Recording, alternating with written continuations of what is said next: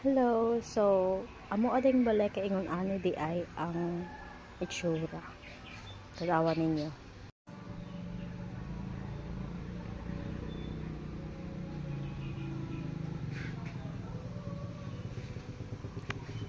Buslot pa na di ara day.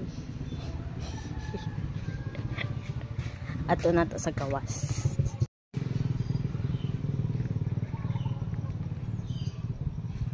So nabuslot day na siya kay amakan ra na.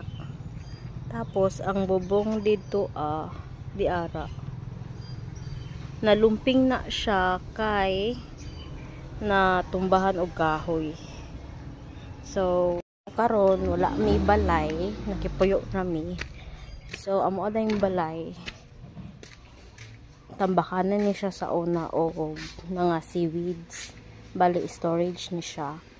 And then, hoping na makabalay may puhon. Kana lang. Bye!